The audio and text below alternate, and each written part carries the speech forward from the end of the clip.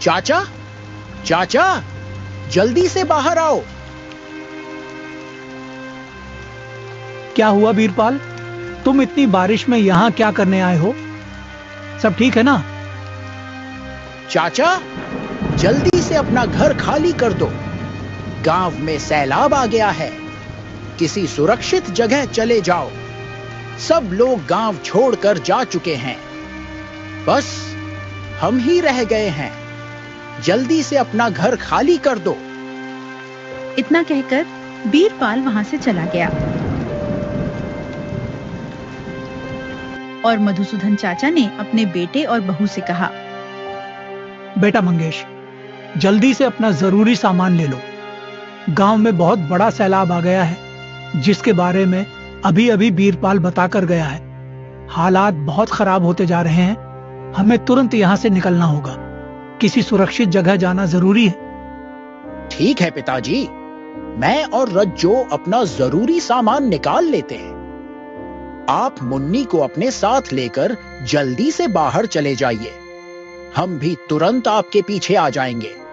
चिंता मत कीजिए, हमें ज्यादा देर नहीं लगेगी। बस 2 मिनट में चलते हैं। ठीक है बेटा, मैं मुन्नी को लेकर बाहर जा रहा हूं। तुम और रज्जो जल्दी से अपना जरूरी सामान ले लो और बाहर आ जाओ, ताकि हम सब मिलकर किसी सुरक्षित जगह जा सकें। ज्यादा देर मत लगाना, समय बहुत कम है। इतना कहकर मधुसूदन मुन्नी को अपने साथ लेकर घर से बाहर चले गए। लेकिन किस्मत को कुछ और ही मंजूर था। सैलाब पहले से भी ज्यादा तेज हो चुका था, जिसकी वजह से मंगेश और रज्जो घर से बाहर नहीं निकल सके। वे दोनों सैलाब के साथ ही बह गए। एक पल की देरी ने सब कुछ बदल कर रख दिया। उधर मधुसूदन रोता हुआ बोला, हे भगवान, ये दिन देखने से पहले मैं मर क्यों नहीं गया? मेरी तो पूरी दुनिया ही उजड़ गई। अब मेरे पास सिर्फ मेरी पोती मुन्नी ही बची। भगवान उसकी रक्षा करना। सैलाब पहले से भी ज्यादा तेज हो रहा था। मधुसूदन अपनी पोती मुन्नी को लेकर वहां से चला गया और एक सुरक्षित जगह पर जाकर बैठ गया। वहां एक आदमी आया।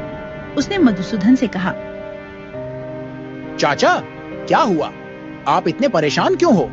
आपका चेहरा उतरा हुआ लग रहा है। सब ठीक तो है ना? बेटा, मैं तुझे क्या बताऊं? हमारे गांव में सैलाब आया था। ऐसा सैलाब कि सब कुछ बहा ले गया। मेरा बेटा और बहू दोनों सैलाब में बह गए। हमारा घर भी बर्बाद हो गया।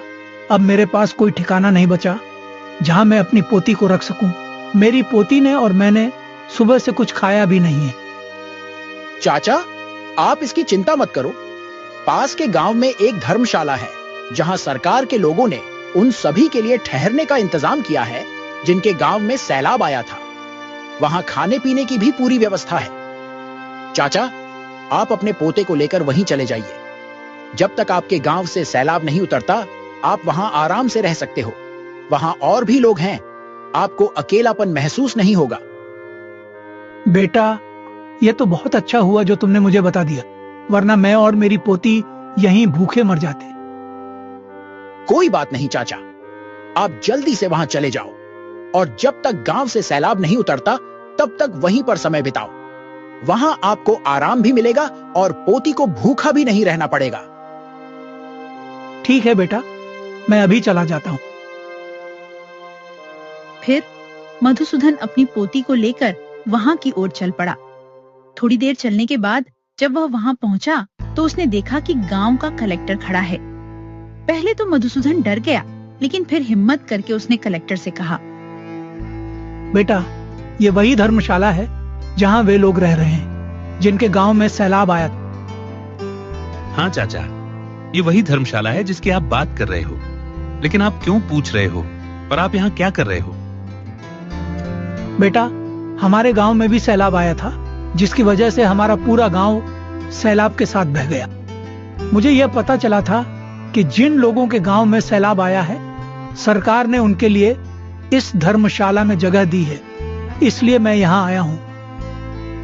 हाँ चाचा, आप बिल्कुल सही जगह पर आए हैं। यहाँ वही लोग रह रहे हैं जिनके गांव में सैलाब आया था। आप भी यहाँ रह सकते हैं। अब आप अंदर चले जाइए। वहां आपको आपका कमरा दिखा दिया जाएगा। फिर मधुसूदन धर्मशाला के अंदर चला गया